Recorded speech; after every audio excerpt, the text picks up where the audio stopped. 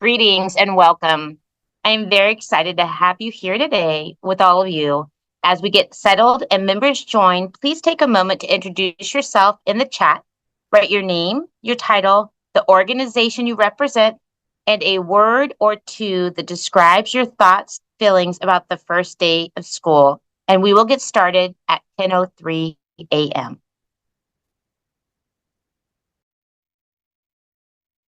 Okay. Thank you very much for doing that. I appreciate it. And now I would like to introduce our Deputy Branch Chief, Dr. Erica Torres. Thank you so much, Dr. Sequeira. And good morning, everyone. Welcome to the 2024-2025 school year. My name is Dr. Erica Torres, Deputy Superintendent of Public Instruction for the California Department of Education. Today's webinar, All Things Back to School, offers us the opportunity to come together and focus on the well-being of our students as we prepare for their return. I'd like to extend my gratitude to Dr. Carrie Sequeira, her amazing team, and our presenters for sharing valuable information and resources with us. On behalf of our State Superintendent of Public Instruction, Tony Thurmond, and our California Department of Education team, thank you for all you do to support our students and their families. We wish you the very best in the new school year. And now I would like to introduce Dominic Robinson, Director of the Whole Child Division. Thank you, Dr. Torres, and good morning to everyone. I'm thrilled to welcome you all again to today's webinar. I'm Dominic Robinson, and I have the honor of serving as the Director of the Whole Child Division here at the California Department of Education. It's a privilege to be with you as we prepare to support our students, scholars across the state for what we all know to be a critical time, the beginning of the new school year. Before we dive into our agenda, I'd also like to take a moment to express my deep gratitude to Dr. Carrie Sequeira, our Education Administrator for the Office of School-Based Health Programs, and her dedicated and passionate team, as well as our leaders from other offices within the Whole Child Division. Their tireless work has made this webinar possible, ensuring that we're all equipped with the knowledge and resources necessary to support the holistic well-being of our students. Just a little bit about myself. I joined the California Department of Education just last November. And prior to this role, I served as the Chief of Student Services for Guilford County Schools as the Director for School, Family, and Community Initiatives at the Texas Education Agency. Needless to say, I've had the privilege of working in various capacities within education, and one thing has always remained true. The first day of school is monumental. It sets the tone for the entire school year, and our goal today is to ensure that all of our outstanding school leaders across the state feel supported and prepared to create safe and nurturing environments for our students. And this, of course, is a critical first step in aligning with the vision of our State Superintendent of Public Instruction, Tony Thurmond, to prepare students for bright futures. So as we move through today's content, I encourage each of you to engage actively, ask questions, share your thoughts, and let's make this an interactive and productive session. We're all in this together, and by working collectively, we can support the achievement of all of our students. Thank you again for being here, and we look forward to the insights and discussions that follow. Thank you very much, Director Robinson and Dr. Torres. I appreciate your words. And okay, so welcome. My name is Carrie Sequeira, and I am the administrator with the Office of School-Based Health Programs under the Whole Child Division. I am very happy to see so many LEAs present here today in preparation for the 24-25 school year. For some, the year has already started, and I still appreciate making time for the All Things Back to School Physical, Mental, Social Wellbeing webinar. So the objectives for this webinar include we're going to learn about the offices within the Whole Child Division so you know where to go for technical assistance. The California School Nurse Organization is here, and they will provide an overview of all things nursing. We're going to review and learn updates around the required parental notifications for each year. And we're going to review the naloxone project and deepen our understanding of its intent and purpose. We're going to gain an overview of the California Department of Public Health Office of School Health and resources available to support our school communities. And we're going to learn about the most recent available mental health resources that were created specifically to support the wellness of our school communities. There will be an opportunity for you to ask questions throughout the webinar utilizing the question feature. And we know with the size present today, we may not be able to get to all questions, but we are committed to providing a response and have created a toolkit based off of the webinar today, outlines all of the resources. In addition, we have created a monthly series of webinars based on the feedback received from our previous webinars on topics, resources, supports, and technical assistance needed from our school communities. Our students are a precious resource for the next generation and our future. The whole child, the physical, mental, social well-being matter. And I see you. I thank you. And I greatly appreciate you and all that you do for the school communities in California. Okay, up next, I'm going to introduce my colleague, Dr. Tom Herman, who has been in education for over 30 years, serving as a high school teacher, coach, mentor, teacher, vice principal, and principal. For the last 17 years, Tom has been an education administrator managing the School Health and Safety Office at the California Department of Education. Tom's responsibilities have included overseeing school safety, crisis response, bullying, and school climate, as well as the California Healthy Kids Survey. Additionally, Dr. Herman's area of responsibility include HIV/AIDS education, the California Healthy Youth Act, and the Youth Risk Behavior Survey from the Centers for Disease Control and Prevention. Dr. Herman also served as a member of the California School Conditions and Climate Work Groups. Thank you for being here with us today, Dr. Herman. You can go ahead and unmic and I'll mic so we don't get the feedback.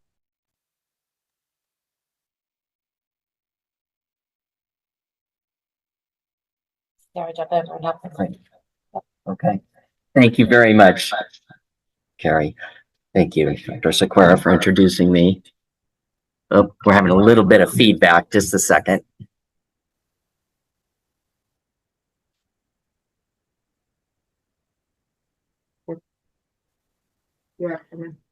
Okay, great. Thank you. Can I be heard now? Great. Thank you so much, Dr. Sequeira, for that introduction. You can just go to the next slide. Yes, my name is Tom Herman. I'm the administrator of the School Health and Safety Office.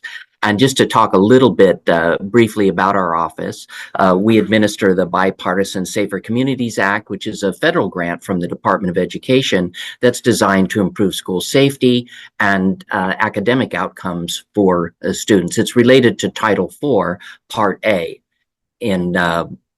which is a formula grant that schools receive. And as well, I administer and maintain California Healthy Kids Survey within our unit. That is, we do, of course. And that is a survey, I'm sure many of you are aware of it, from which we derive outstanding data with regard to school climate, school culture, levels of connectedness among youth. And this survey is taken by 5th graders, 7th graders, 9th graders, and 11th graders. We also oversee the Youth Risk Behavior Surveillance System, which is from the Centers for Disease Control, and also measures youth risk behaviors in various topics, such as violence, bullying, harassment, levels of connectedness among youth, similar themes to the California Healthy Kids Survey. And that is a California-wide survey conducted biennially. We also provide technical support in the development of the comprehensive school safety plans. Incidentally, those plans are due to be approved by your boards by March 1st of each year. And so those should be well underway. And also we oversee mandated reporter training in terms of posting resources and the mandated training that must be had by all school personnel. Could go next. Back again, sorry. Also, the Project CalStop, which is violence prevention and mental health training, and that is provided by the Federal Department of Justice. And as well, Project CalWell, which comes from the Substance Abuse Mental Health Services Administration, and that is designed to increase awareness of mental health issues and to reduce the stigma that students still face in terms of seeking help. Next slide.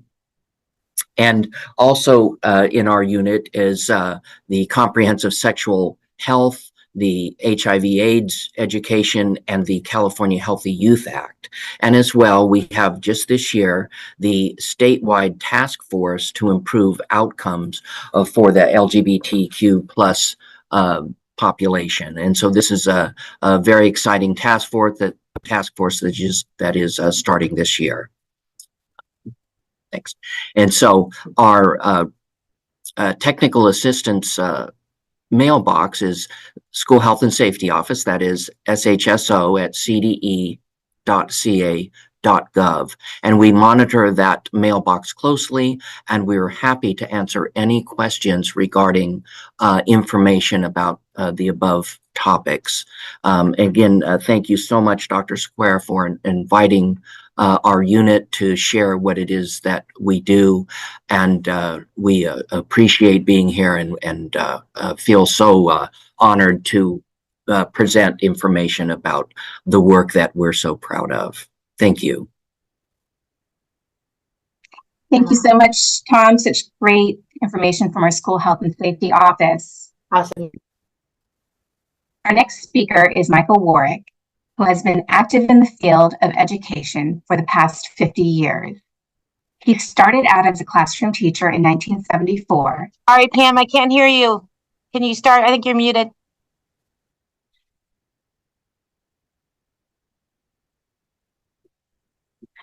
Our next speaker is Michael Warwick. Carrie, sorry, can you hear me now?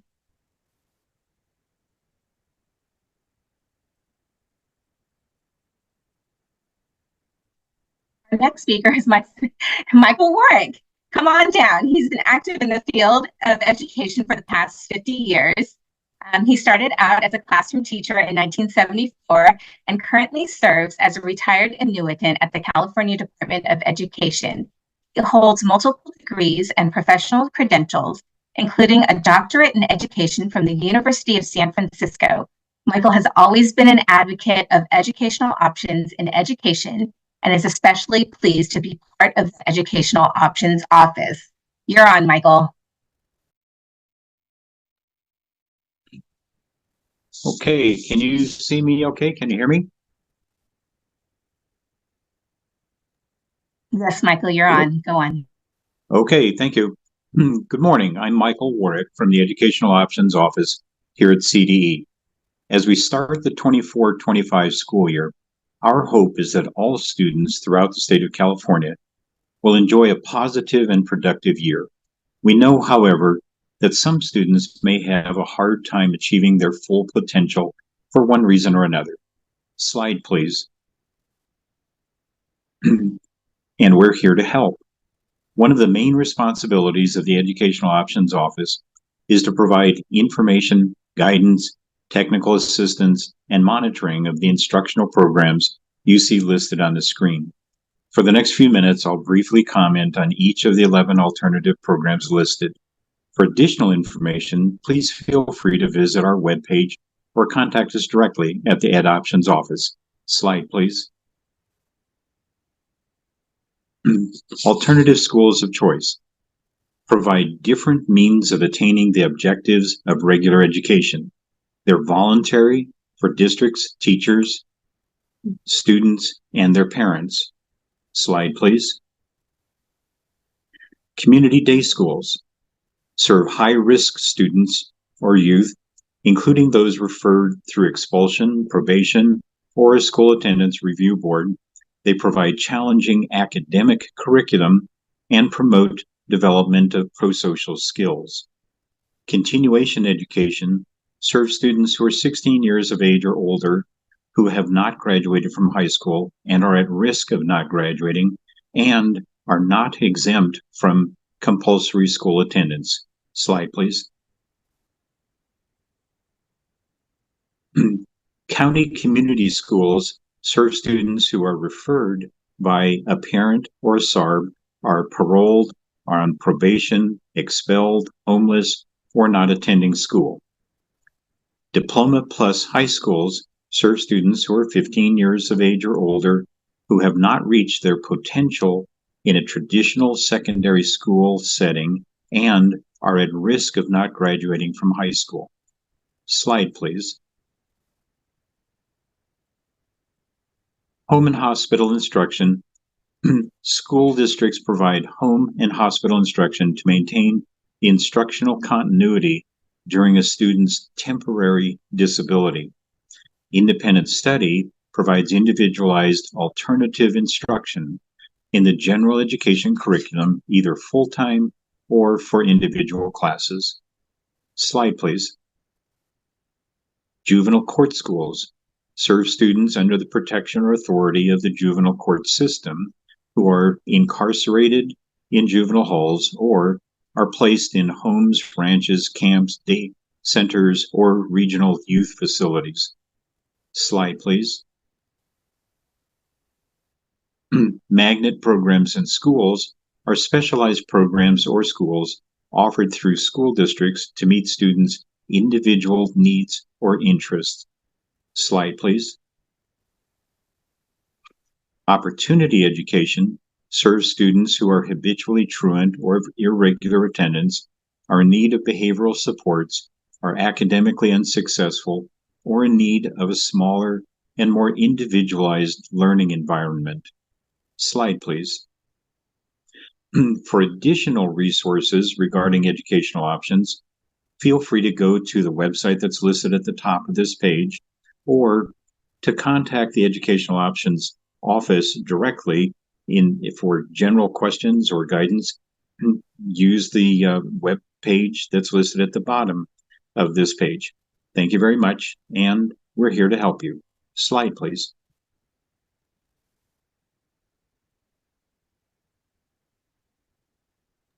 Thank you, Michael, very much. And I'm sorry about the technical difficulties. I was thinking I couldn't hear, but it was on my end with my computer. So thank you for the comments and the questions and answers that alerted me that you were able to hear her. So next, I'd like to introduce Dr. Trisha Wang, and she is an educational research and evaluation consultant with the Tobacco Use Prevention Education Office. She leads the efforts to enhance program capacity and continuous program improvements through building infrastructures and tools for internal self-assessment and external evaluation. She works on analyzing and identifying program impact, needs, challenges, and best practices to steer state technical assistance to local programs across California. Dr. Wang strives to increase program management efficiency by leading the development and augmentation of the TUPE online grant management system, also known as TUPE GEM. Would you please unmic and join me? Okay, good morning. Thank you. My name is Trisha Wang, a research and evaluation consultant with the TUPE office, or the Tobacco Use Prevention Education Office. We dedicate our effort in preventing and reducing tobacco and vape use among California school-aged youth. Next slide, please. Why TUPE services? The latest California Youth Tobacco Survey found that 21.6% of high school students ever use tobacco products, and 7.3% use it in the past 30 days, and 5.9% vaped in the past 30 days. These percentages are not acceptable, since more than 153,000 high school students are current tobacco users. Next slide. And nothing good comes out of youth vaping. It damages their brain development and learning abilities, not to mention its strong correlation with youth mental health issues. So it is very critical to promptly address youth vaping to support student success in school. And TUPE serves such a purpose. Next slide. Driven by both state and local data, TUPE adopts a holistic approach to support our students. We offer tobacco use prevention education. We offer intervention and cessation services as an alternative to suspension approach. And we provide youth engagement activities to create youth leaders for tobacco-free California schools. And we provide mental health education to address some of the root causes of tobacco use. And we train not only 2P staff, but all school staff for awareness and strategies to address youth vaping. Oh, and we also actively engage families and communities in our student support effort. Next slide. So if you're encountering student vaping issues, what support can 2P provide? First, we offer various grants to LEAs and American Indian Education Centers across California. And one of our grants, the 2P County Technical Assistance Grant, is offered to every single county office of education to provide 2P support to all school districts in each county. So if you're not a 2P grantee yet, but need 2P support, reach out to your county 2P program for resources, staff training opportunities, and even direct student support, such as cessation services. And besides grants, we offer ongoing technical assistance and resources to support local programs. We developed an online grant management system called 2P GEMS to increase local grant management efficiency. And we offered 2P private data dashboards to assist local programs' needs and performance self-assessment. And we work closely with UC San Diego and Stanford School of Medicine to assist local program evaluation and local and 2P curriculum training. We also collaborate with Friday Night Live and California School-Based Health Alliance to provide youth engagement and student wellness support. And we established the 2P capacity building project at Orange County Office of Education to further augment our technical assistance to the field. Next slide. In summary, okay, I think I missed the last slide, but let me see it. In summary, the 2P office founds more than 600 school districts and offers direct services to 1.5 million middle and high school students. So if you're having a 2P need, we're here to help. And it's not on the slide anymore, but I will provide it. I will provide 2 websites for resources for your information. But the only step you need to take is to send us an email, and I will put the email into the chat. And then we will work with you to find the best 2P resources and support you need. So that's all from the Tobacco Use Prevention Education Office. We thank you for your effort in the field, and the website and the full email will be in the chat. Thank you. Thank you, Tricia, for all that great information and for providing resources in the chat for all of us today. And again, thank you all for coming today. We're going to transition into reviewing and learning more about annual parental notification. I would like to introduce Sarah Eaton, Associate Governmental Program Analyst in the Office of School-Based Health Programs. She earned her Bachelor of Arts in English from California State, Sacramento. Her passion for education and youth advocacy drives her work and informs her approach to policy and program development. Sarah is committed to making a positive impact in her field and continues to work toward advancing the well-being of children through her professional endeavors. You go, Sarah. Thank you for the introduction. Welcome, everyone. Today, we're diving into California Education Code 48980, specifically the mandatory annual parental notification. Let's get started. Next slide, please. All right, under Education Code 48980, districts are required to annually notify students, parents, and guardians of their legal rights and responsibilities at the start of each academic year. This notification can be sent by regular mail or electronically and must include a request for a signed acknowledgement of receipt. The acknowledgement can be returned to the school or submitted electronically. It's important to note that if 15% or more of students speak a primary language other than English, the notices must be provided in both English and that language. Also, responses can be in either language. Next slide, please. We will now cover the key requirements of Ed Code 48980 that must be included in the annual parental notification. The first one is individualized availability of individualized instruction and special programs, schedule information. This refers to the district calendar. It must include minimum days and student-free staff development days. Any changes to a district calendar must be communicated to students, parents, and guardians at least 1 month in advance. The student parental notification must also include financial planning for education. This includes investment options like the US savings bonds. It needs to have details of fingerprinting programs if applicable. It needs to include the sexual harassment policy. And please note that this needs to be a written policy and attached to the notice. It needs to include attendance options, annual enrollment options, excused absences, and academic credit. And this includes absences for religious purposes and pregnant or parenting students. Availability of state funds to cover advanced placement examination fees. Information for grades 9 through 12, and this includes college admission requirements and career technical education, as well as student transfer policy. Next slide. For the 2024-2025 annual notice to parents, there are a few important updates that have been made.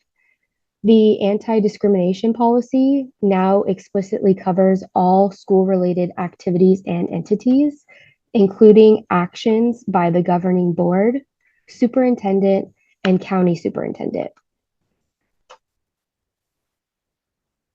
The vision appraisal now includes a test for far vision. The comprehensive school safety plan has new requirements that include adaptations for students with disabilities, updated procedures for dangerous activities, and opioid overdose protocols for grades 7 through 12. Also, the definition of immediate family member for excused absences has been expanded. Excused absences now cover grieving, victims services, grief support, and safety planning. The local control and accountability plan will now include more detailed reporting on mid-year outcomes and expenditures, with updates presented by February 28th each year. And lastly, Assembly Bill 889 requires local educational agencies to notify parents or guardians regarding the dangers associated with using unprescribed synthetic drugs, such as fentanyl, through updates to the annual notice. Additionally, districts must now provide information on pesticide use, parent classroom visits, uniform complaint procedures, Title VI and Title IX compliance, and student discipline rules. Next slide, please. In summary, California Education Code 48980 is evolving to serve our educational community in a better way. It's essential that your district's policies and procedures align with what has been discussed today to support informed decision-making and parental engagement. Also, please note that certain sections of the annual notice to parents are mandated under specific circumstances, varying from district to district. If you have any questions, please feel free to reach out via email to the Office of School-Based Health Programs at osbhp@cde.ca.gov, and we will drop that email in the chat. And please check out our helpful resources on the California Department of Education website, as noted on this slide, and we will also provide those links in the chat as well. Thank you for your attention today. With that, I would like to proudly introduce Dr. Sood to provide CYBHI resources.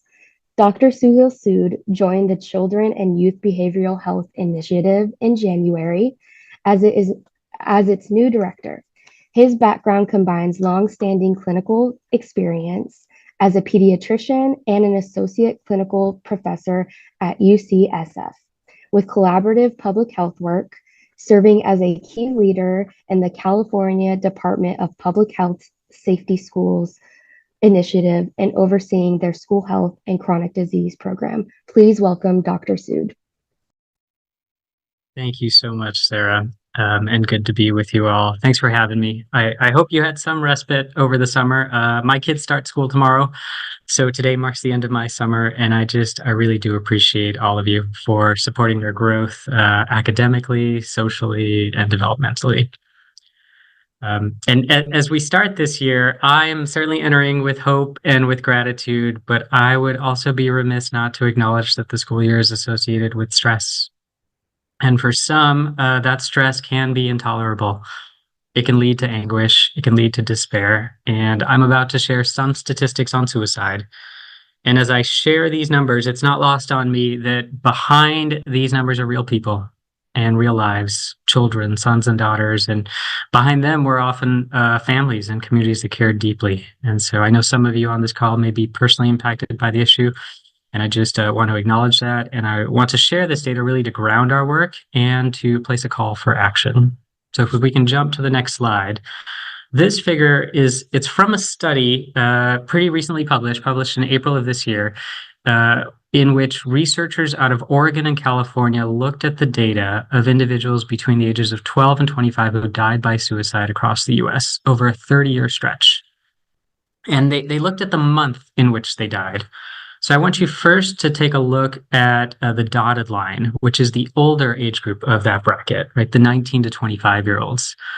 And for that, I'll point you to the y-axis on the right with the rates of suicide that average 12 to 15 individuals per 100,000 in any given month. And then I want you to contrast that to the left, which is more of the population in the TK to 12 space, right? The 12 to 18-year-olds. And you can see that the rates overall are lower. That y-axis on the left is lower. It's 5 to 7 per 100,000. But the real reason I'm showing this graph is I want you to pay attention to that solid black line, that trend line, which is essentially year after year over the past 30 years, if not longer, death by suicide is associated with the school calendar. It is consistently lower during the summer and lower during the winter holidays. And if you jump to the next slide, this is a different data source, different data points. This is not death. This is hospitalizations and ER visits. But again, you break it down by sex, you break it down by age. The trend holds true. It's true also in other countries. And there's many reasons that might explain why the school year is associated with this. But as we start this particular year, I really just want you all to be aware of these stats, and I want us to focus on what we can do about it.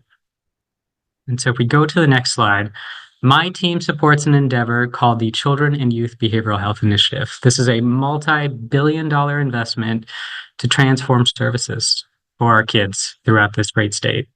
It is youth-centered. It is equity-focused, it's prevention-oriented, and it takes the approach that, yes, we need to do more in what some might call the traditional side of mental health, which is more clinics, more doctors, more therapists, more facilities, a more diverse workforce. But we also need to keep these kids from needing clinical services in the first place.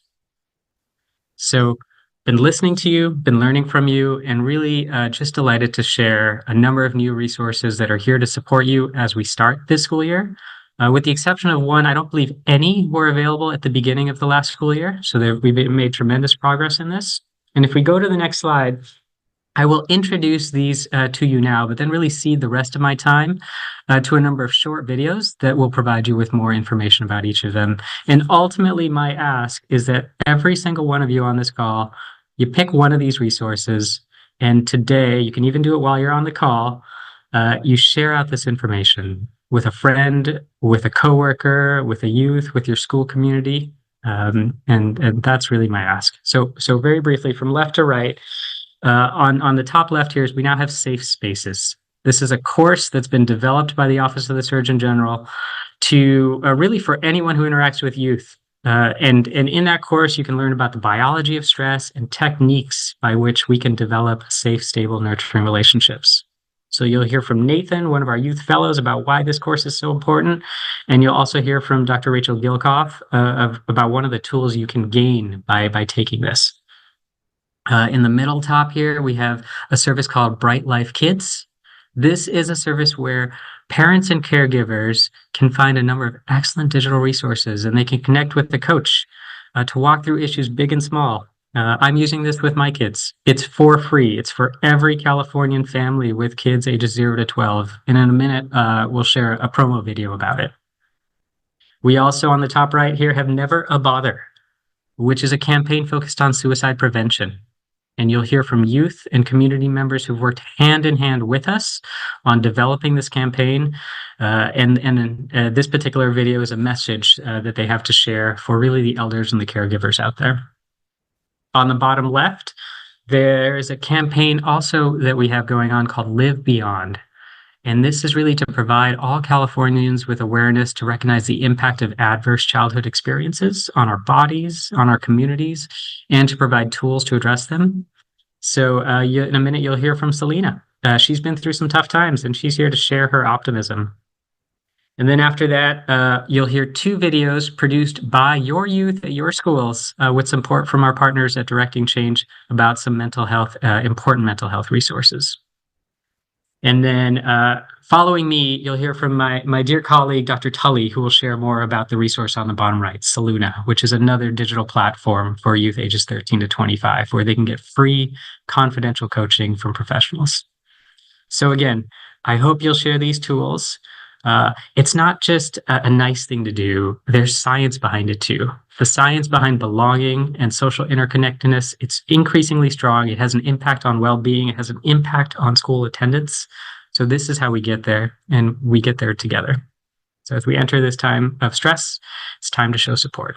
So I appreciate all that you do, and I'll pass it back on to the team to advance the slides. Thanks.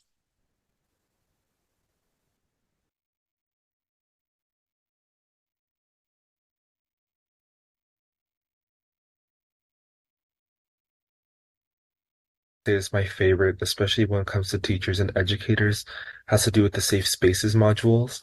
In my work as a CBHI Youth Fellow, one of my primary work streams is the ACEs campaign and working on raising awareness about adverse childhood experiences.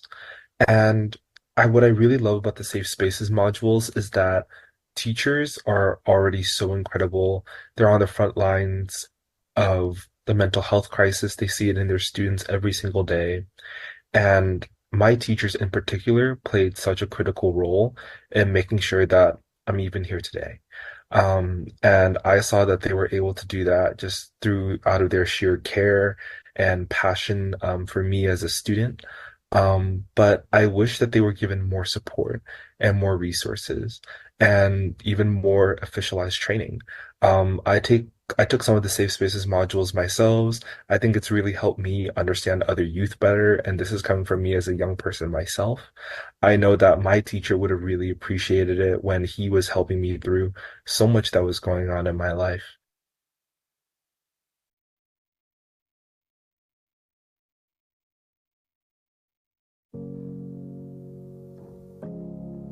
One of my favorite techniques taught in the Safe Spaces curriculum is Dr. Bruce Perry's Regulate, Relate, Reason. And we can think about it from a brain perspective. We can start at the bottom of the brain and really help ourselves and kids regulate their stress levels. We can help be the calm that we hope to instill in the kids. We can help them feel safe by being safe ourselves in our own bodies, and then also helping them take those big, deep belly breaths, feel their feet on the floor, have a really calm, soothing tone of voice, be on their level. And once they know that we're not threatening, that we're there to support them, that we are safe and that they're safe with us, we can think about relate, that connection, letting them know that we really want to understand and connect with how they feel. And once they feel that we're in connection, that we relate to what they're going through, only then will their thinking brain get back online so that we could reason and really problem solve and think about next steps and future planning.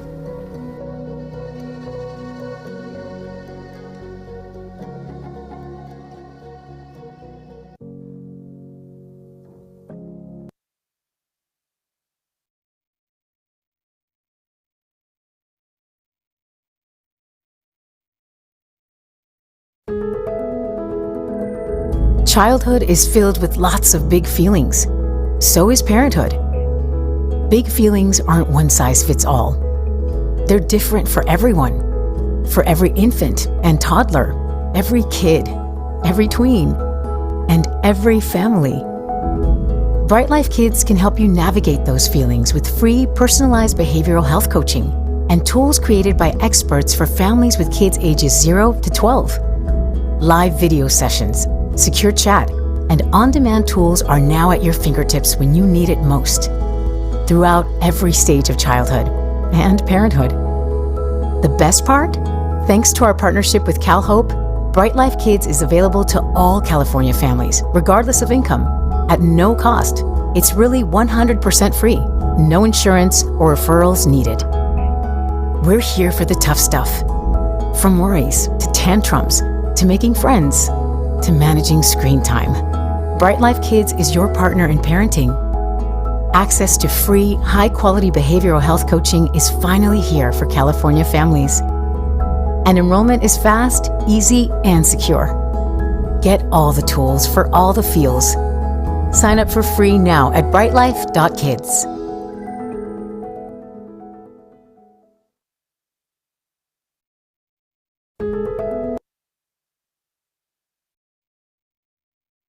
I feel there's a lot of misinterpretation among youth and adults to where the youth means something a very specific way, and sometimes it'll be taken a completely different way, and when that happens, they don't want to open up again. Talk to them more instead of like almost for like a higher place, like speak to them like you know they are going to be in a future adult rather than they are a child. It's a call to elders, it's a call to the healers, it's a call to the medicine people that this is devastating our young people. The number one message for our youth to take away is that they are cared about, that they are loved, that they are supported, that they are a very valuable part of our community. As a member of the Navajo Nation, a member of the tribal people, it's my obligation to do these things as a protector provider for the people, for the community.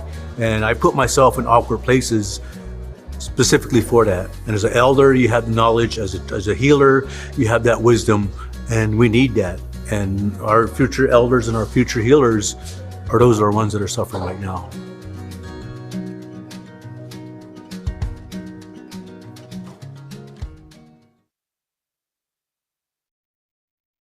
I feel that Amigo, amiga, you can do this. You are here. If you look for help, you can do it. You and I can do it. I did it, you did it. We can all do this. Feel great about yourself. Amiga, amigo, look into, I've been in the worst. I've been on, the pain. I've been on the floor. And here I am, and I'm encouraging you to, look for help. You can always do it. You don't need much. You just need to have that, okay, I want to do it. Let's go. You can do this. Remember, no pain is forever. Nothing is forever. Even the biggest pain is going to go away. Maybe not completely, but you're going to be strong enough. You're going to do it. Amigo, amiga, here we are. You can do this, okay? So, just look into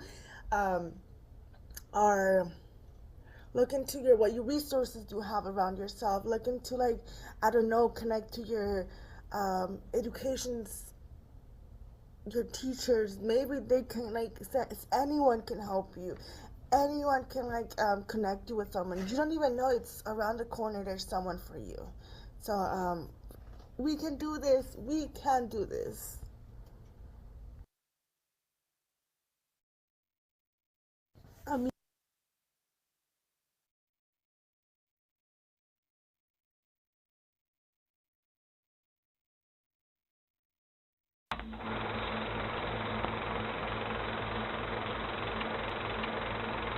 One thing about me, I stay fly. One thing about me, I'm down to ride.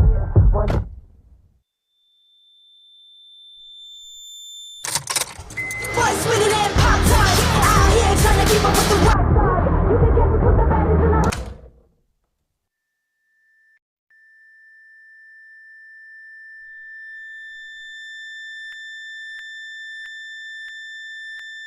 Hiding is not the same as healing. Hey!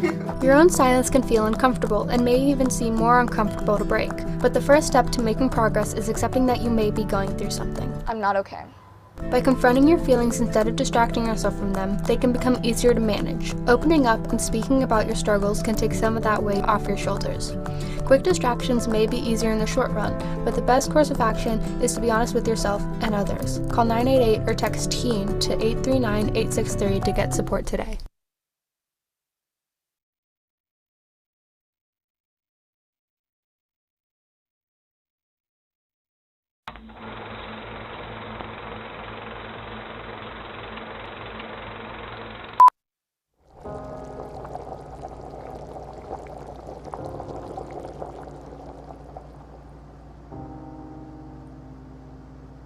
I'm in trouble. This is gonna take forever.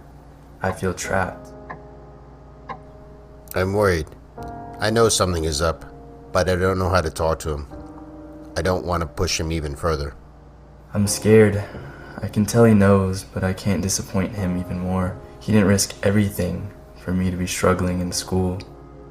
I'm concerned. I don't know the right way to deal with his mistakes. Am I too harsh? Should I say something? I'm in pain. Why won't he talk to me? I'm tired. He looks tired. I'm uncomfortable. I'm here to listen. I want help. I want to help. Dad? Yes. I've been meaning to tell you something. Okay. I'm listening.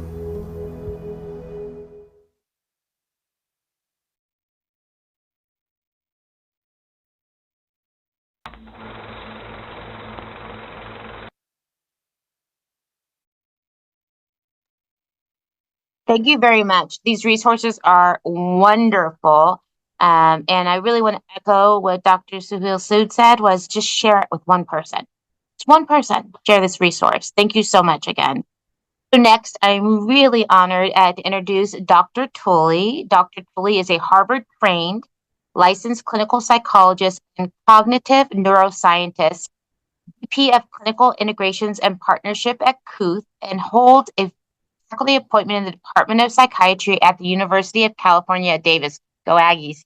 Dr. Tully is a nationally recognized expert with 17 years of experience in designing, implementing, and evaluating digital mental health products for adolescents and young adults experiencing serious mental illness.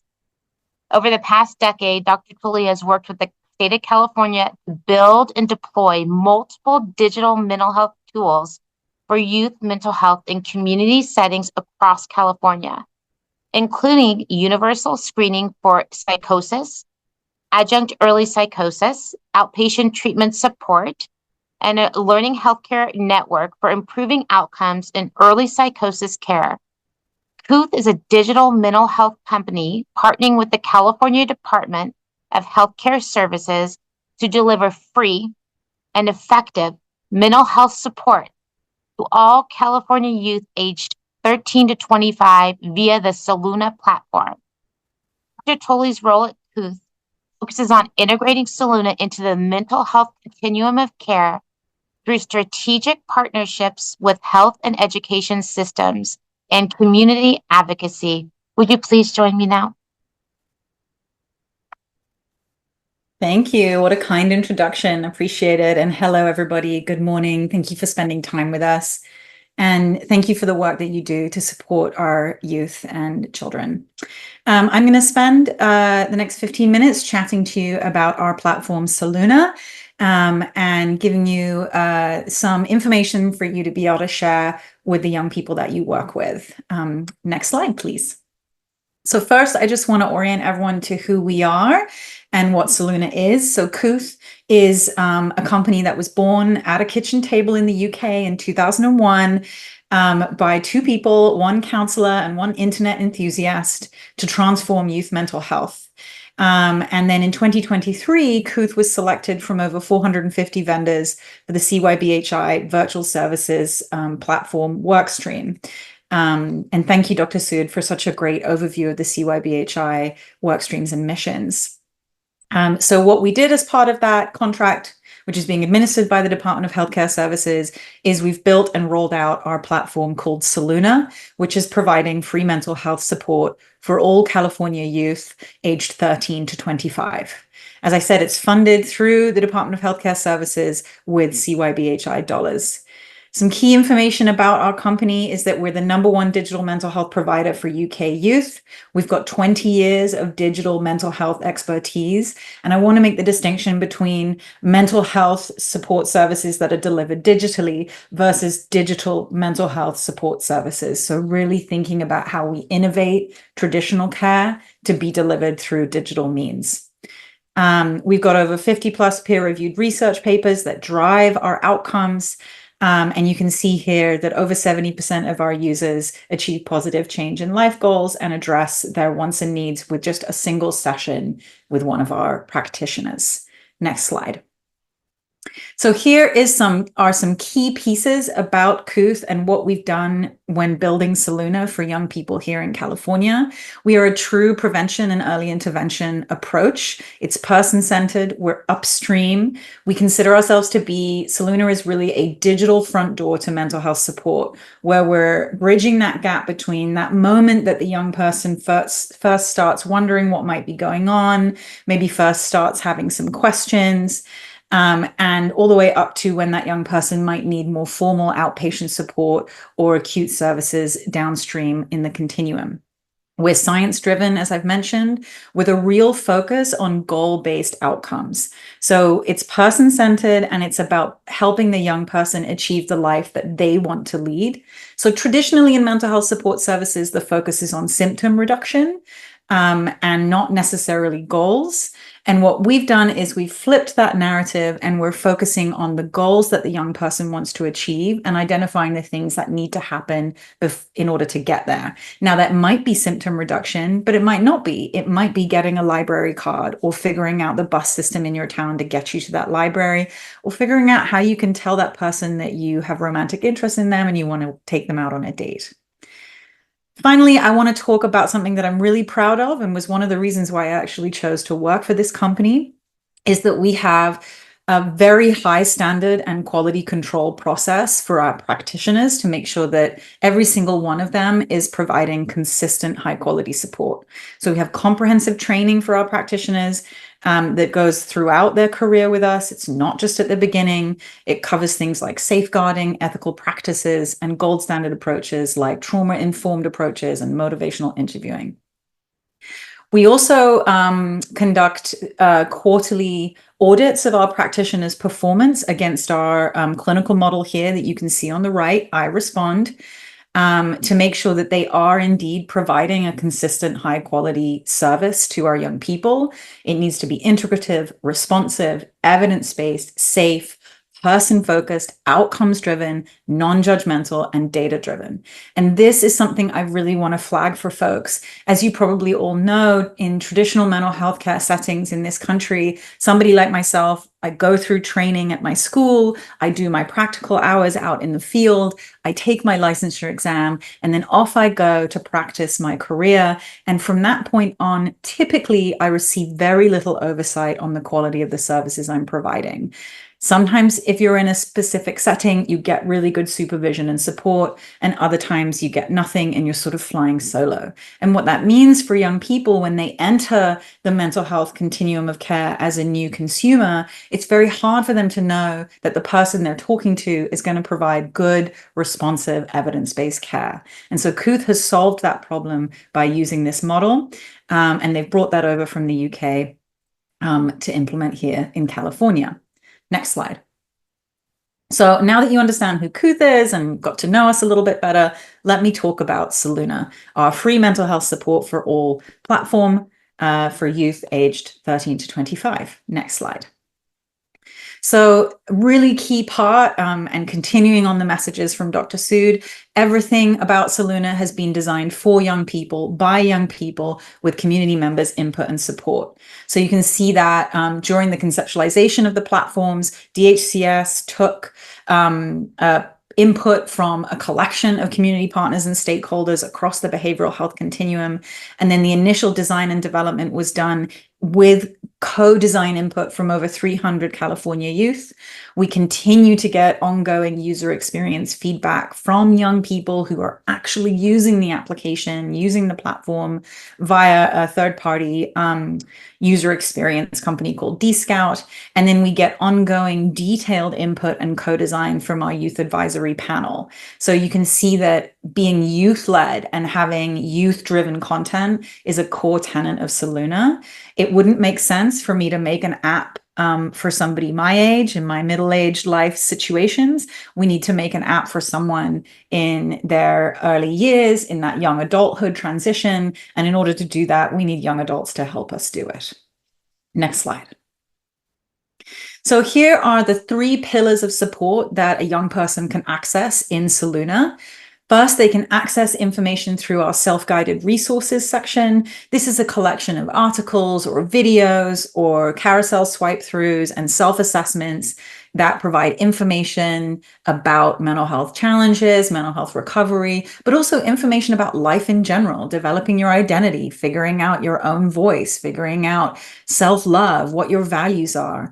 And all this content is driven through our co-design process. It also includes some coping skills, a mood log, some journaling, as well as a values and goals tool.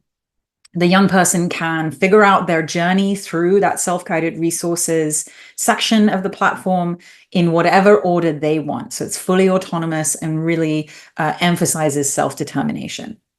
The second pillar of support is our community support element of the platform. This is where the young person can get peer-to-peer feedback and advice and support through our peer forum. It's fully moderated, and I'll talk a little bit about safety in a second. But essentially, I want you to think about this community support setting as taking all the good stuff from the internet and social media, the information, the community, the connectedness, and leaving all the bad stuff, the trolling, the bullying, the inappropriate content. So it's giving young people a safe place to gather and talk about their lived experience with each other. And they do that through posting questions or concerns, and then other users, service users, can respond to those questions or concerns, giving advice, and vice versa. Finally, the third pillar of support is our behavioral health coaching. This is a resource where a young person can get one-to-one coaching support in the moment, so they can do drop-in coaching. Right now, our wait time is around 3 to 5 minutes, so it really is in the moment. So if a young person is struggling with test anxiety, for example, before their test tomorrow, they can get an immediate support session with one of our coaches to help them problem solve their approach. They can also schedule sessions ahead of time. Our behavioral health coaching, it is coaching, it's not therapy. So remember, we're early on, we're upstream in that continuum, and it's designed to be goal-focused, solution-oriented, and single session driven. So the idea is that when you come into your coaching session, it's going to be designed to give you the maximal opportunity for reduction of psychological distress and moving towards your goals in just that one session. Of course, you can have regular sessions if you want to and need to, but we want to make sure that even if you're just dropping in every now and then, you're getting something meaningful out of those sessions. I do want to mention that if it becomes apparent that the young person needs more than what Soluna can offer them, perhaps it becomes clear through coaching that they would benefit from outpatient therapy for trauma symptoms, then we have a care navigation team that can work with that young person to connect them to the resources they need out in their community and to figure out how to get there. So navigating the mental health system is really complicated, even for those of us that have been doing it for a long time. If you're new to that system, if you're a new consumer, it can be really hard to remove those barriers, to find out what in-network versus out-network means, to find out how to book or follow up on that appointment. And so our care navigation team walks hand in hand with that young person to get them there. Next slide. So I promised I'd talk about safety, and I'm going to do it right now. Safety is always first. Whenever our teams are coming up with new ideas, whenever we're in that co-design process, the very first question that we ask is, how are we keeping our young people safe? So the first thing I want to point out is that all user-generated content that gets submitted to that peer community forum is pre-moderated before going live on the platform. And what I mean by that is a real human reads that question or that response that the service user has submitted and checks that it meets our community guidelines. And those guidelines cover some pretty standard things, right? Let's make sure there's no hate speech, no inappropriate content, no bullying or trolling tones, but also making sure that that young person hasn't unintentionally revealed some personal identifying information. We use an anonymous model to protect our service user's identity. This was something that came up in the co-design process. Young people said they're much more likely to walk through that front door for mental health services support if they know that they're free from stigma or identification. And so we want to make sure that anytime a young person posts on our community forum, that they're keeping their identity safe. Finally, service users cannot direct message each other. There's no possibility for inappropriate content or interactions. It's all public, it's all reviewed by our moderator team, and it all keeps the users safe. One thing that I don't have noted on this slide here, but I do want to flag for everyone, since it's a relevant and important concern for all of us, is that we have a system for identifying any signs of risk as well during that moderation process. So if the young person seems to be expressing suicidal ideation, for example, we would identify that before it goes live, and we would follow our safeguarding protocols to keep that young person safe. So we'd reach out to them on the back end, connect them with a coach, create that safety plan, and do all the necessary things we know we need to do to reduce that risk. Next slide. So we have some preliminary data on what our service users are saying about Soluna. 97% of the content in those self-guided resources is upvoted by our users. 95% of individuals would recommend Soluna to a friend. 97% of individuals that engage with our coaching services say they feel heard, understood, and respected. And 89% of our forum posts have a response or two. The average number of responses per post is about 2. And then the average number of reactions, you can like them and heart them, is 5. So there's interaction happening there. There's real connectedness and engagement. Next slide. Finally, I just want to finish up with some really powerful testimonials from real users that we've gathered over the last few months. Some of these make my heart really, really full, and sometimes I get a little teared up. We have an individual age 15 who says, "It's made a safe environment for me to talk about my problems and has given me many different coping skills for when I'm feeling depressed. As a college student, this app has been completely free, sounded too good to be true when my mum recommended it, but I am so thankful that she did. It feels really comforting knowing that I can talk to someone outside of my personal life without the stressful costs of a therapist. It's helped me with specific issues that I was facing." Next slide, please. "It's already relieved a bit of stress and giving me a space to journal, which is a goal I've been wanting to work towards for a while now. I love Soluna. It helps me so much when I need to talk to someone. It's easily accessible, and I'm feeling much better after I chat with a coach. It helps me unwind at night. I utilize the noise cleanse tool every night, and it's been a game changer for me." Little side note, our noise cleanse tool is a white and brown noise producing tool inside those resources sections, and people are using it as a way to kind of calm their mind and get into their meditative state. So this user says, "I also get to track how I'm feeling with the mood tracker and see how my relationships affect me, which is a cool feature. It makes me more aware of how certain people in my life make me feel. And finally, it's been a tool to put words to things I've felt for a long time. It's helped me understand my ACEs in my own life." One of the things I want to highlight about these testimonials for you is what a variety of experiences and pathways these young people are telling us about.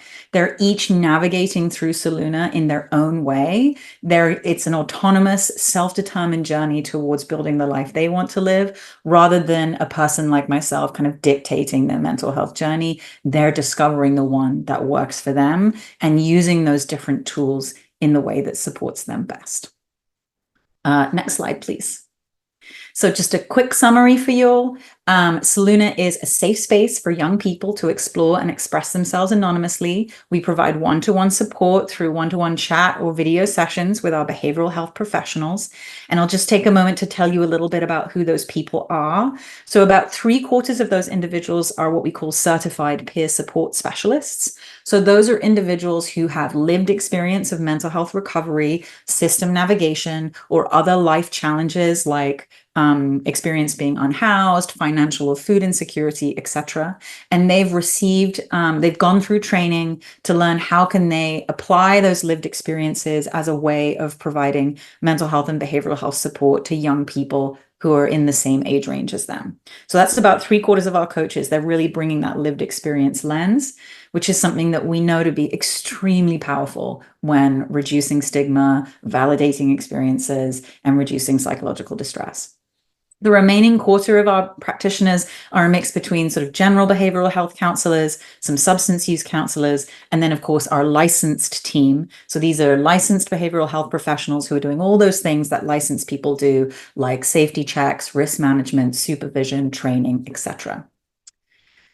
So that's our one-to-one support. We also have our self-guided tools, our content, goal trackers, journaling, and relaxation techniques. We've got that peer community, which again is our pre-moderated safe space to connect with other young people for peer support. So again, we're emphasizing lived experience.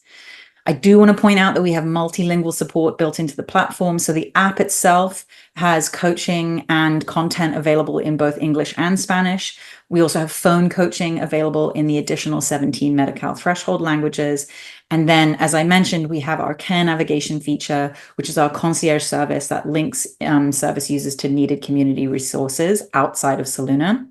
And so coming back to kind of where does Soluna sit in that continuum of care, right? We're upstream with that front door, that digital front door into support and discovery. And then we're also providing the service to help a service user walk through the next set of doors that they might need to. So we're filling that gap between, that first initial moment of needing help to getting you to the right specific help that you need later on and downstream, so that we're not losing young people in those gaps anymore.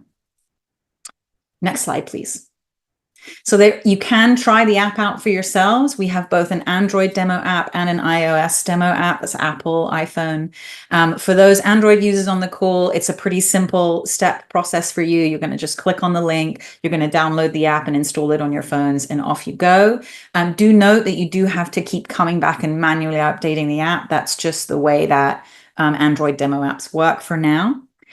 For those iPhone users on the call, we have a slightly more involved process. You've got to do it in 2 steps. First, you need to install what's called the Test Flight app. This is where Apple allows companies to place demonstration apps inside.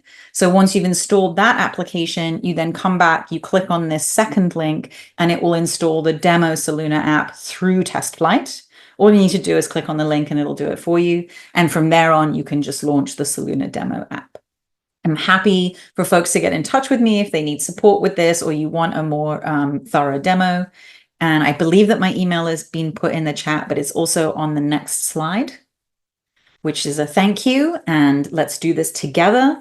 Please contact me for more information. I'm happy to do a longer demo. I'm happy to come to your school. I've got team members all over the states that are out there working with communities. They'd be happy to come along and see you as well.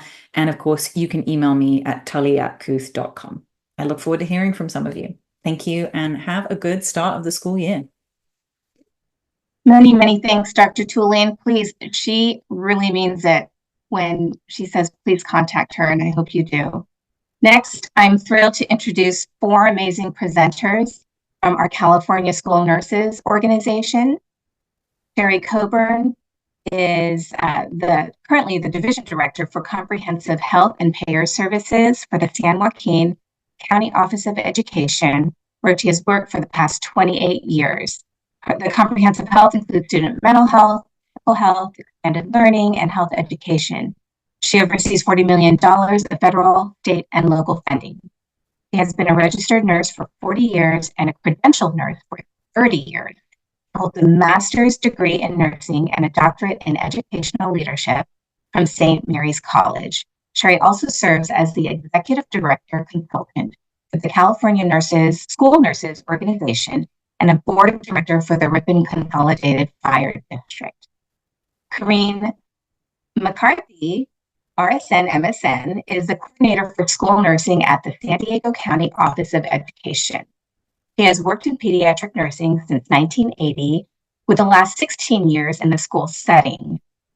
Corrine supports school nurses and staff throughout San Diego County. She acts as a liaison between San Diego County Public Health and the county school nurses, ensuring their voice is heard, the decisions made surrounding the health and wellness of the students and families. Corrine coordinates school nurse orientation programs, provides oversight, training, and professional development for school nurses in San Diego County. Katie Nilsson has been a licensed registered nurse for 25 years and a credentialed school nurse since 2006. She serves the community of San Joaquin County and is currently the president-elect for the California School Nurses Organization. And Dawn Anderson is a registered credentialed nurse with 31 years of experience as a registered nurse, with 21 of those years working in school.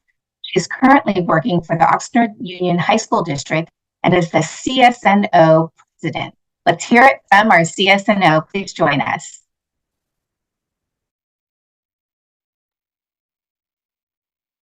Thank you for that introduction. The California School Nurses Organization is pleased to join today's session to provide some resources on frequently asked back-to-school nurse questions and some school district questions. The California School Nurses Organization mission is to be the leading force of excellence in school health services and to ensure that school nurses optimize student health and enhance learning.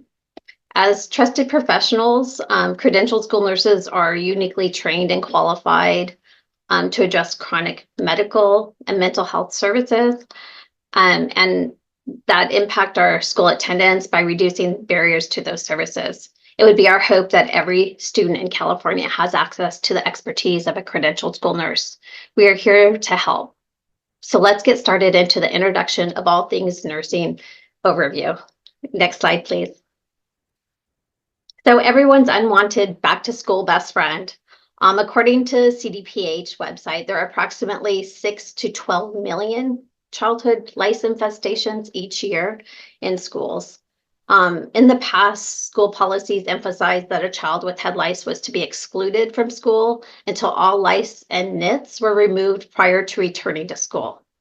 With a significant infestation, nits may take hours or days to remove from the hair and completely be eradicated. And doing it in one sitting is nearly impossible. Fortunately, by now, most districts have done away with or revised their policies, and because there is no evidence that a no-nit policy prevents or shortens the length of an outbreak. Multiple organizations, including the American Academy of Pediatrics, the National School Nurses Association, the California School Nurses Organization, and the Centers for Disease Control, all oppose those no-nit policies.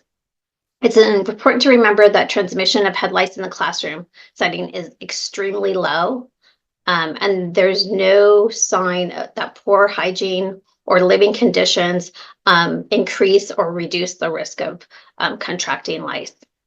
They're more acquired at sleepovers or sharing sports equipment like baseball helmets, where head-to-head contact is way more likely. The school nurse's role and the school district's role is to inform parents, students, and school staff on the accurate identification and proper treatment of head lice to reduce the risk of spread. We are all greatly aware that exclusion from school can adversely affect a child's emotional, social, and academic well-being. The infestation of lice still holds a very unnecessary stigma. If a student is found to have head lice or nits, they should not be removed from school or excluded from class. Parents and caregivers should be notified at the end of the day and provided treatment information and resources. The CDPH website has links to available resources for school and parents. Next slide, please. So the next few slides will address the few emergency medications that are specifically addressed in education code that may be available or are required to be available for administration on school campuses. The first is naloxone. Ed code 49414.3 states that school districts, county offices of ed, and charter schools may provide emergency naloxone or another opioid antagonist to school nurses or trained personnel who have volunteered to provide emergency medical aid to persons suffering or reasonably believed to be suffering from an opioid poisoning or overdose, which may include the opioid fentanyl. There is a statewide standing order which has been provided by the California Department of Public Health, which may be used to apply for the naloxone nasal spray through the naloxone distribution project, which was created by the Department of Healthcare Services. There is also training material that is provided by the Department of Public Health. And the training is specific and is detailed within the Ed Code and can be provided by the school nurse. Next slide, please. Epinephrine is actually required on school campuses and is addressed in Ed Code 49414, which states again that school districts, county offices, and charter schools shall provide emergency epinephrine auto injectors to school nurses and again trained volunteer personnel to provide that medical aid to persons suffering or again reasonably believed to be suffering from an anaphylactic reaction, which anaphylaxis is a potentially life-threatening hypersensitivity to a substance such as a food, a bee sting, or other substances. There is also a statewide standing order, which is provided by the CDPH. The standing order may be used to apply for free epinephrine auto-injectors through the EpiPen for Schools program. And training standards may be found on the California Department of Education website. Next slide, please. There is also albuterol, which is addressed in Ed Code 49414.7, which states that districts, county offices, and charter schools may provide stock albuterol inhalers and single-use disposable holding chambers to school nurses or, again, trained volunteers to provide emergency medical aid to persons potentially suffering from respiratory distress. Albuterol is an emergency medication or rescue medication that can be provided and is used to open the airways. Currently, a standing order or prescription will be needed to be obtained from an authorizing physician or surgeon in order to obtain albuterol. The link in this slide provides great toolkit resources for implementation of stock albuterol programs in schools and was developed in effort from credentialed school nurses through California State University of Fullerton. Next slide, please.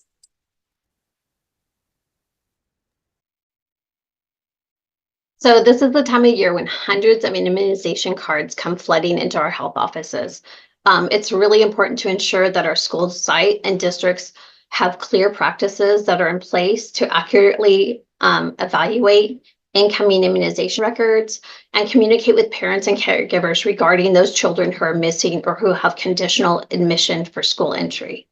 It's also important to understand that in the event of an outbreak, such as measles, the school site process is able to quickly identify any student that is missing or incomplete so that they may be excluded from school. The tracking of immunization shouldn't be a problem for most districts who are using computer-based health and immunization records. With a web-based computer system, tracking of student immunization status can be done really quickly. And of course, this is after you've already entered all those hundreds of immunizations cards that have come in this year. Staff time and training is required to ensure accurate documentation and data entry. This is critically important. It's a reminder that school districts are required to maintain all immunization records, which are subject to local and state public health audits, and we have annual reporting for the state. Fortunately, schools have access to valuable online resources, such as Shots for Schools, which will give the immunization requirements and also have parent information. We also have our child and school and childcare roster lookup. We call it Squirrel, which is our California Immunization Registry. School sites are able to log in and view student immunizations, which may have not been updated on cards for incoming students. So this way, students are not inadvertently sent, or parents are not inadvertently sent back to their physician, and we're able to verify that immunizations have been provided. And then the medical exemption waiver is allowable, and there is information on the CDPH CareME website. Next slide, please.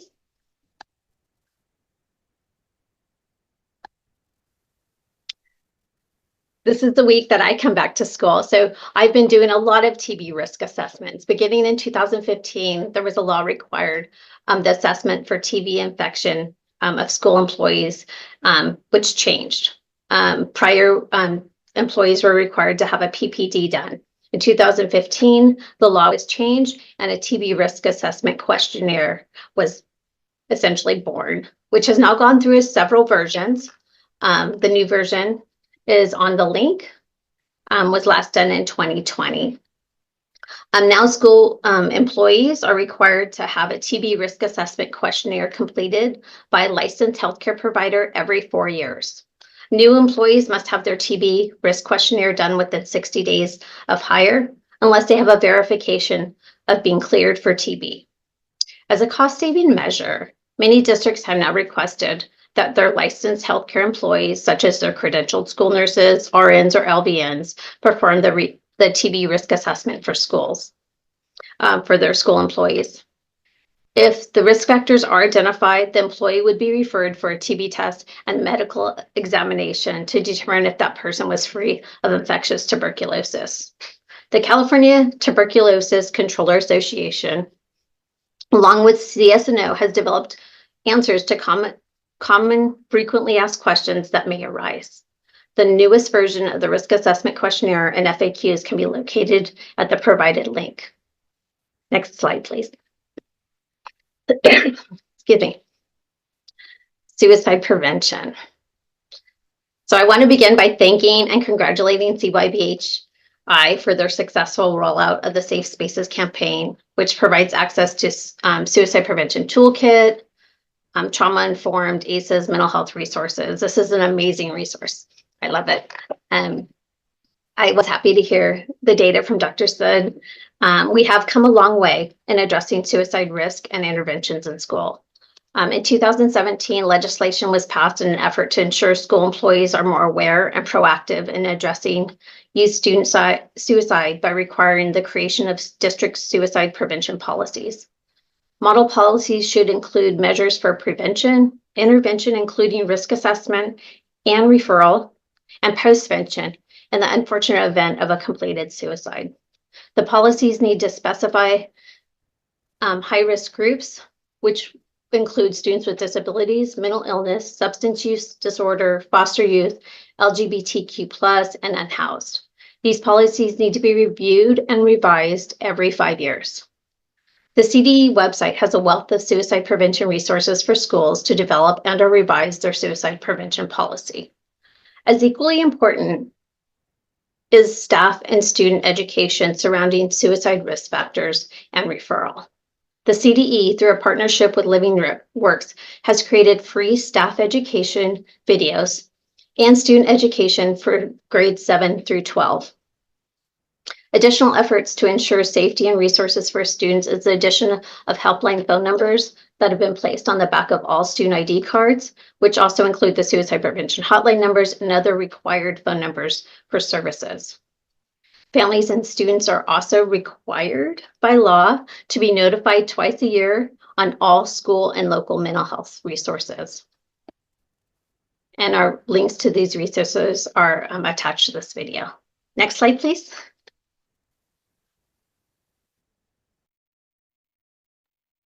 Great job, Dawn. Again, thank you so much for having CSNO. We're so grateful for this opportunity. I just sort of want to talk about climactic heat stress and exercising. I know that there was a presentation about this, but just outline the American Academy of Pediatrics and that it's important to develop an emergency heat action plan, and CSNO has done that. So if you click on the link, it'll take you to a plan because we know that there are some children that already have heat sensitivities, and so that plan will help you to work in collaboration with the parent, the physician, and as well as the student to identify situations of whether they have a history of heat exhaustion, heat stroke, muscle cramps, etc. But that it does become individualized. Additionally, we want to make sure that EMS is called when there is dysfunction within the nervous system. Perhaps people are demonstrating seizures. There may be an overheating and go into cardiac arrest. So that's very important. Optimizing cooling opportunities, moving to a cooler location, using soaked towels, offer hydration. And of course, if CIF involved, then there is a requirement for whole body cooling. As far as taking temperatures, you can add 2 degrees to an axillary temp or infrared temp on the forehead, the swipers, or add 1 degree for an oral temp. Next slide, please. Excuse me. Really, prevention of extreme heat conditions is the most optimal, and in fact, it is completely preventable. Here are some prevention considerations, and I think the most important thing is for maybe using a buddy system to have each athlete look after one another, or each student look after one another, and say, hey, you know, your face looks really red, and maybe you need a drink of water or taking a break. And then I also know discouraging bullying, because when my son played football, oh, come on, you're being a sissy. I hope not to offend anybody, but that's sort of the language used, that you minimize bullying and ridiculing when people cannot handle the heat stress, and that really having access to EMS as well as an AED. So if you have any questions, please email CSNO at www.csno.org. That's our website, or csno@csno.org. Thank you. Next.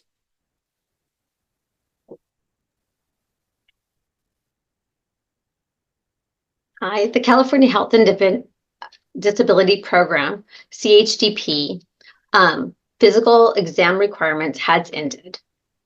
And it's no longer required for first grade entry, which means that schools are no longer required, nor can they mandate that this is completed or turned in on school entry.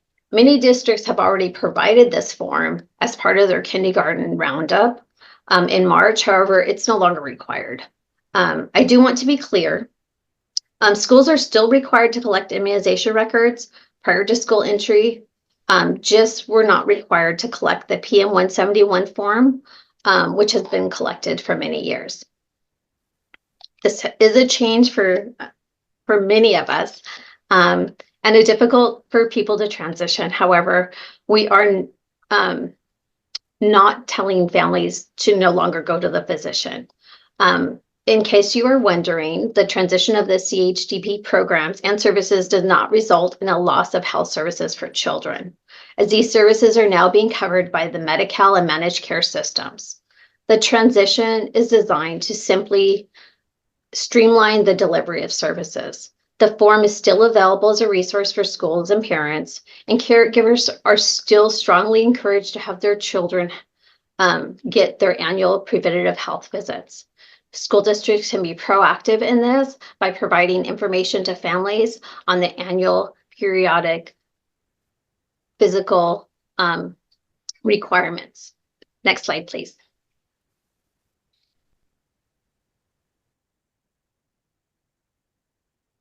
Okay, vision and hearing screenings. So California Code of Regulations and Ed Code 49452 mandate vision and hearing screenings for students during kindergarten year, first enrollment or first entry in a California school district, and also in grades 2nd, 5th, 8th, 10th, or 11th.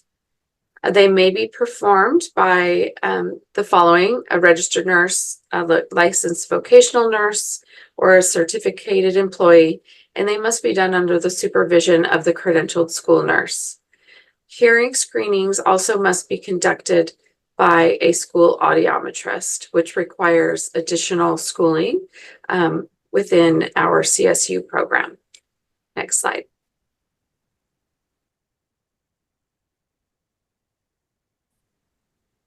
Hello, everyone. I'm happy to be here. Corrine McCarthy from the CSNO and also the San Diego County Office of Ed. I have a couple slides here. At some point, I'm going to want to take over and be able to take you to the website at San Diego County Office of Ed. But right here, we have some wonderful resources. I'm going to go over communicable diseases. One thing that came out of the last several years is a wonderful collaboration between the California Department of Ed and the California Department of Public Health. That translated locally as well to the County Office of Ed and the county health departments. Some wonderful work has come out of that, and this is one of them. This is a document, When to Keep Your Children Home from School or Child Care. What I love about this document is straightforward. It goes over the symptoms. It doesn't go over diagnoses. So we don't have diagnoses in the school setting. We have symptoms. And so this is symptom-based. Dr. Sood was very instrumental in getting this this resource out. He listened to us at the CSNO annual conference, and this is a wonderful resource. I love that it's got a QR code here that will get you to the absolute latest and greatest of these forms because they are updated.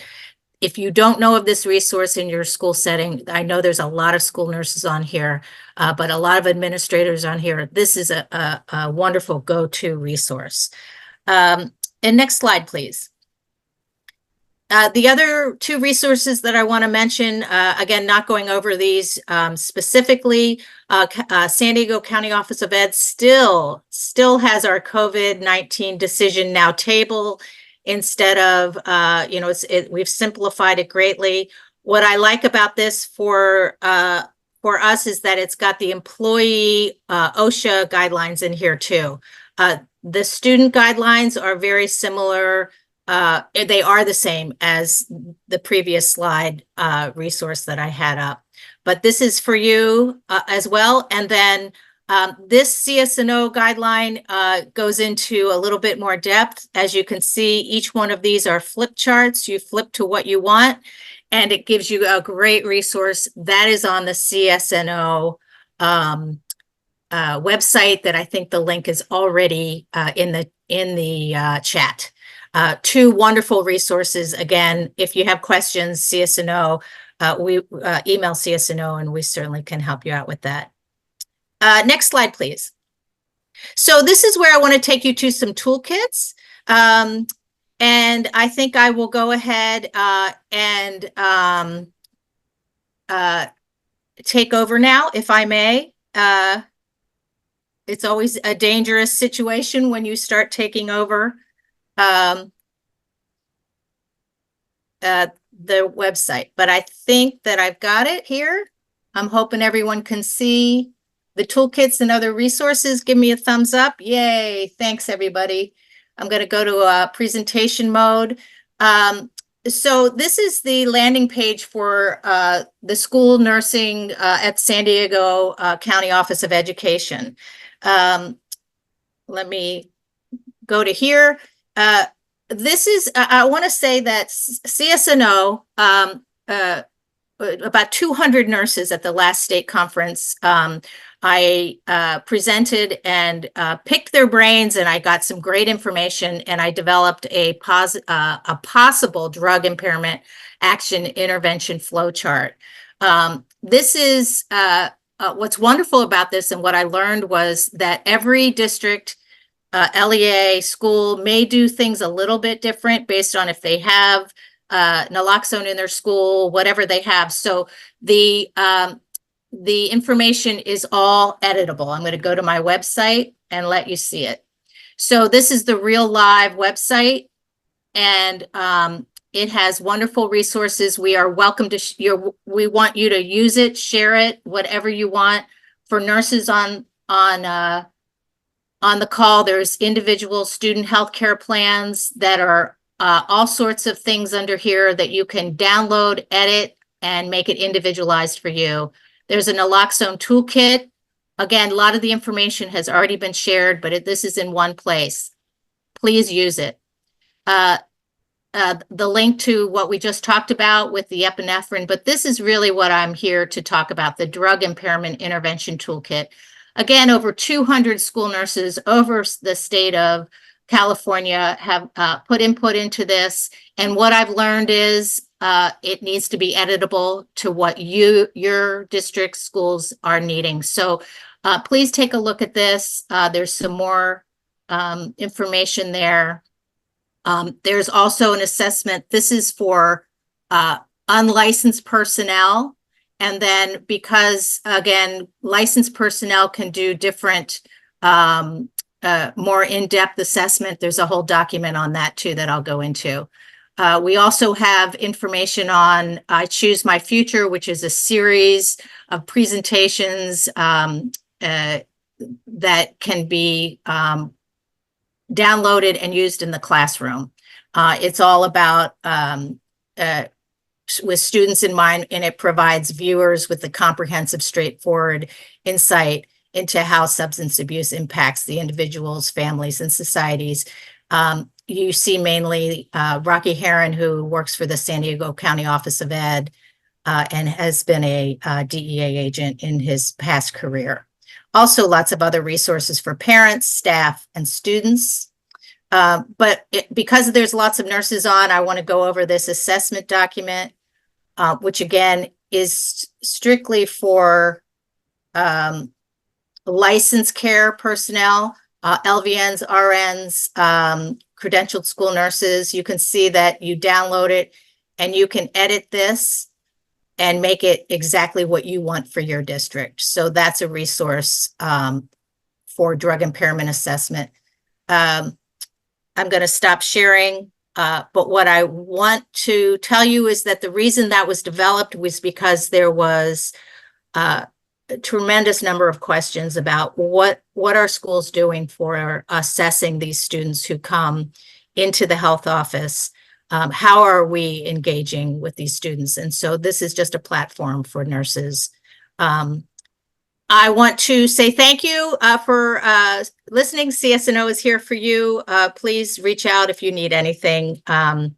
We are here. And I think the last, slide has our slide information. Thanks, everybody. Thank you so much. In the interest of time, I'm going to go ahead and introduce Pam Cahoopin. She works in our Office of School-Based Health program, and she's going to go ahead and do a quick overview of our SB 224. Pam? Thank you, Carrie. The intent of SB 224 is to address the mental health challenges and crises that students of California are facing after rebounding from a pandemic that provided challenges with isolation, anxiety, food and housing insecurity, and even the loss of loved ones. The bill aims to address those challenges by expanding mental health instruction and is intended for middle and high school students whose schools offer one or more health education courses. In this slide, you'll see the highlighted requirements of the instruction. Next slide. We know this is a big ask for our schools, and we made a commitment to you that you will not be doing this work alone. Together, we will continue to provide ongoing support. We've had 3 webinars to date, which are posted on CDE's mental health webpage, and I'd like to highlight a few resources in this slide. Sonoma County Foundations on Mental Health, the Wellness Education Lab modules, and check out Erica's Lighthouse Classroom Education. Next slide. On August 29th, we are hosting a webinar with Wellness Together, Enhancing Student Mental Health. Here, we will focus on enhancing mental health through initiatives and provide more depth on tools for mental health instruction. If you could go to the next slide. Sonoma County is also beginning their Community of Practice series at the end of this month, and we will also have other places to learn and grow. I will make sure the links to the resources I mentioned are in the chat. And again, you'll have access to the PowerPoint after this webinar. I am now pleased to introduce our next speaker, David Buck. He is our Education Fiscal Services Consultant in the Office of Schools-Based Health Programs. He has over 10 years working experience with Medi-Cal systems, reporting and claiming with the California Department of Healthcare as a data researcher and specialist. He earned a CPA and an MBA and has years of experience as an auditor and accountant in private practice working with national and international Fortune 500 companies. You're on, David. Thank you very much, Pam. Good morning. Today I will be discussing the apportionment for reversing opioid overdose. The apportionment in the amount of $3.5 million pursuant to California Education Code Section 49414.8 is for the purchasing and maintaining of a sufficient stock of emergency opioid antagonists for local educational agencies. Next slide, please. COEs shall purchase a minimum of 2 units of an emergency opioid antagonist for each middle school, junior high school, and adult school site within their jurisdiction. Funding may also be used to complement any emergency opioid antagonist resources allocated through the State Department of Healthcare Services naloxone distribution project. COEs shall coordinate the purchase of and maintain a stock of emergency opioid antagonists on behalf of LEAs within their jurisdiction. Next slide, please. LEAs should ensure no fewer than 2 school site staff members per school site meet the minimum standards of training for the administration of an emergency opioid antagonist or have undergone opioid overdose prevention and treatment training and reviewed materials. Please visit State Department of Education or State Department of Public Health's websites for available resources that include, among other things, Department of Public Health Office of Communications Fentanyl and Overdose Prevention Toolkit, Sample School Naloxone Policy, School and Educator Resources, Education on Recognizing Overdoses, and naloxone administration training video. Next slide, please. Allowable expenses include administrative costs and the purchase of emergency opioid antagonists. Examples of such costs include allocation of staff members, training, professional development, anti-drug campaigns, and allocating 10% of a person's position towards the apportionment plan application. Funds are distributed to each COE based on their number of qualifying school sites and their enrollment to those qualifying sites in relation to state totals. CDE will reevaluate funding allocations each year. Next slide, please. This slide gives the resources linked, including the schedule of allocation, naloxone project, and the naloxone training video. If you have any questions, feel free to address those in the chat, and time permitting, we'll answer those at the end of the presentation. Thank you very much. Thank you, David. Okay, we are up to Ryan Skaggs. Thank you, Ryan, so much for your patience. So he is our sister office, or they are our sister office, and Ryan is MPH-CHES and serves as chief in the Office of School Health with the California Department of Public Health. Ryan is a public health champion, a social entrepreneur, a product of the CDPH internship program. He now serves as chief of the office, and we are so happy and thankful to have Ryan here today and for our partnership. Ryan, can you join me up here? Yeah, thanks, Carrie, and happy to be here today. Good morning to everybody. As Carrie mentioned, my name is Ryan, he, his, and I'm with the CDPH Office of School Health. Next slide, please. So let's start off and talk a little bit more about the CDPH Office of School Health. We support state and local agencies in the education and health sectors to help keep California schools healthy and safe. One of the things that we strongly support is cross-sector collaboration between professionals in the health and education sectors. And some of you may be familiar with our team. We started off as a Safe Schools for All team, which played a key role during the COVID-19 pandemic to be able to support schools and local health departments as part of schools being able to safely reopen and resume in-person instruction. Next slide, please. Just a little bit more about our mission and vision. I think one thing that's important to point out that while obviously student health is a key priority and is very important to us, unlike many health programs, our office also wants to support school staff, families, and others in and around schools as a priority. We recognize that schools are cornerstones for their communities, and there's an interconnected nature between school health and the well-being with the surrounding communities. So it's an important note. And next slide, please. Our work is very broad. As I mentioned, we started out as a COVID-19 focused program, but now we definitely do focus on a wider range of topics. How we do that is developing some specific scientific guidance, policies, research, and papers. We also strongly support school-based health centers.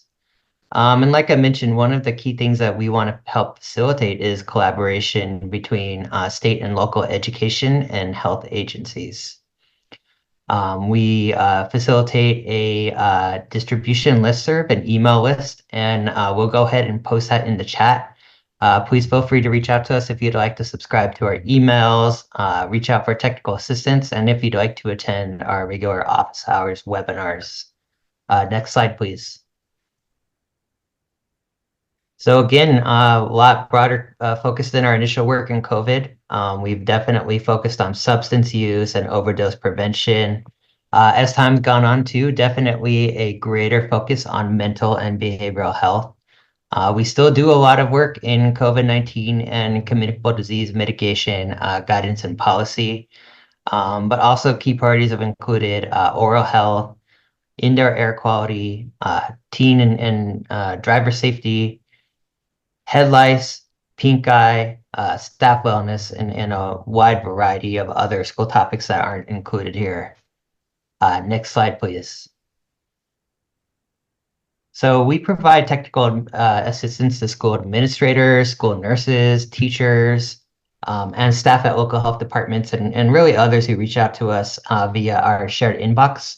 And we put that in the chat as well.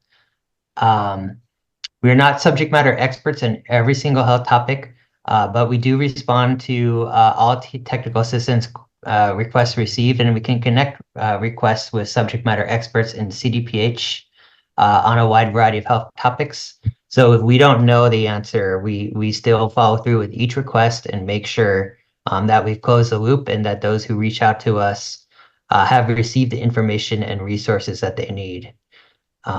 So those attending today's webinar are invited to reach out to us at the email address provided if you have any technical assistance needs. If you'd like to learn more about our work, sign up for our listserv or learn more about our webinars, which we'll be talking about in a little bit. Next slide, please. So these are some of our current projects. Right now, a key priority in some of our work is to be able to support public health and education programs with youth engagement. So really helping to ensure that youth voice is included in program planning, implementation, and improvement. We strongly believe in the adage that nothing about us without us, and we believe that that applies to programs that benefit children and youth as well. We also facilitate a mini grant program in collaboration with the National Association of Chronic Disease Directors. One key thing to note is that our office hours webinars will be resuming beginning August 20th. So many of you on this call probably may have heard of or have attended our office hours webinars at some point. Please consider attending, and if you can reach out to us via the email address provided, we can send you an invite. I would love to see you there. And you've seen some of the health topics that we covered, and this school year will definitely be covering a lot of really relevant and key health topics that will help you throughout the school year. Next slide, please. This is our school hub.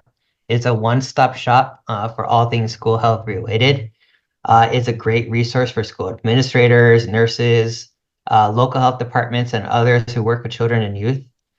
We update it regularly with topics that may be relevant throughout different points of time in the school year. Also, if there's recent updates or resources that are published, we put those front and center where you should be able to easily find them. We'll post a link in the chat. It's a great resource. Many of you may already be familiar, but if you're not, please feel free to reach out and join us. Next slide, please. So immunization is a hot topic around back to school time, and the School Hub features a wide variety of resources to support school administrators, nurses, local health department staff, and others to understand and implement reporting requirements, access trainings, navigate the process of obtaining medical exemptions, and organize school-located vaccine events. Next slide, please. This is an example of a guidance and policy that we produce. This is the CDPH TK through 12 Communicable Disease Guidance. It was developed by CDPH in partnership with the Department of Education and CDSS to help school administrators, nurses, and local health departments to make the best decisions on how to develop and implement policies that may help mitigate the spread of communicable disease in schools and licensed child care facilities. Next slide, please. This is a little bit of what our communicable disease mitigation guidance looks like. You can access it on our School Hub, and there's a variety of resources in there that may help you with some of the difficult decisions that you may have to make on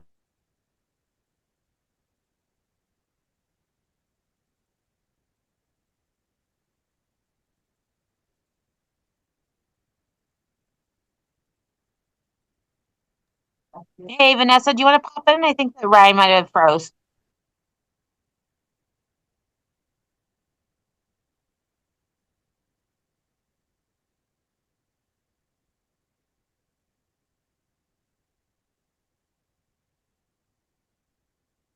So we're having a little bit of technical difficulties. Can you and hear Can you hear me now? There you go, Vanessa. Oh, there I am. That's okay, everybody. So, hi, everybody. My name is Vanessa Fuentes. I'm with the health program, the Office of School Health. I'm a health program specialist.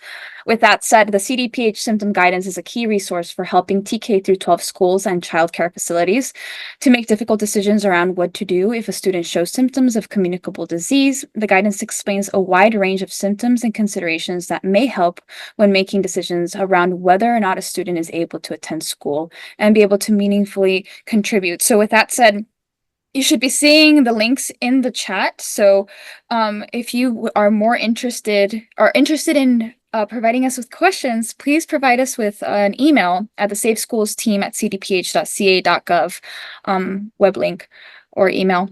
So with that said, next slide, please. All right. So slide 15, the symptom guidance is easy to navigate and contains resources, tables, visual aids, and on top of that, we highlighted 3 different things. You should see them starred, so step 1, step 2, and step 3. With that said, the link should also be in the chat. Let me add it once again. If there are any questions, once again, please provide us with an email at Safe Schools, the Safe Schools website. So Safe Schools team at cdph.ca.gov. Next slide, please. 1 second. All right, then. So recently, CDPH released the epinephrine standing order to help eliminate access barriers that schools have faced when enacting ed code requirements to create stock epinephrine auto-injector programs. So the standing order helps eliminate the need for a local physician's signature. And the County Office of Education, local education agencies, and schools can easily fill out an application for a standing order online, which can be redeemed for EpiPens online at a local retail pharmacy. So here is the link to the standing order in the chat. And with that said, next slide, please. Yeah, thanks, Vanessa. So the EpiPen for Schools program, we've partnered with to help ensure that schools can be mailed free EpiPens directly to their school site. It's important to recognize that CDPH does not run the EpiPen for Schools program. However, it is a great alternative for schools to be able to acquire free EpiPens without having to pay any out-of-pocket costs or visit a local retail pharmacy. Next slide, please. As we mentioned earlier, CDPH is becoming more involved with behavioral health. In March of this year, California voters passed Proposition 1, which has helped enact the Behavioral Health Services Act, which includes some funding and roles being dedicated to CDPH for population prevention programs, which will include school-based and school-linked program work. It's important to note that CDPH is very early in our work and planning here, but a website has been launched that you can visit to stay up to date to learn more about CDPH's role in behavioral health prevention, and also to visit regularly to see if there are any updates or other resources provided. Also important to note that our school hub features a variety of resources that schools and parents can use to implement behavioral health programs and services. Next slide, please. Dr. Sood and CYBHI mentioned a Never a Bother campaign. I just want to make sure we spend a little bit of time to plug that there. The Office of School Health partners with the CDPH Office of Suicide Prevention, who leads the Never a Bother campaign, which is a suicide prevention campaign designed with youth, for youth, and by youth. Never a Bother has developed toolkits, information, and other resources to help eliminate and address stigma around mental health and provide information and resources on how youth can reach out for help. So please visit neverabother.org to learn more, and we're going to post that link in the chat there. Never a Bother will be presenting at an upcoming webinar with CDE on September 19th. I hope all you can join. Next slide, please. And this is a slide on what you can do to get in contact with us to access some of our resources. So again, we have our upcoming office hours resuming on August 20th. We'll be doing them bi-weekly this year. Want to welcome all of our health and local education partners. We'll be doing them every other Tuesday from 2 p.m. to 3 p.m. Again, beginning Tuesday, August 20th. So please reach out to us if you would like to get on our invite list. And to learn more about some of our work or to reach out to us for technical assistance, please reach out to the Safe Schools team inbox as well. With that being said, I want to thank the Department of Education for their partnership and for having us on this webinar today. Hope everybody has a great back to school. Ryan, you're so sweet. That was wonderful. And Vanessa, thanks for jumping in when technical difficulties came up. So I want to take a moment and thank each one of the presenters that were here today. Your time, your expertise, and willingness to support this work is a gift to the students in California, and we are very grateful. To the participants here today, thank you for being present and learning with us throughout the process. You are not doing this work alone, and we will be here to provide space, support, resources, and guidance as needed. I hope you all have a wonderful back to school. Thank you for being here. Bye-bye.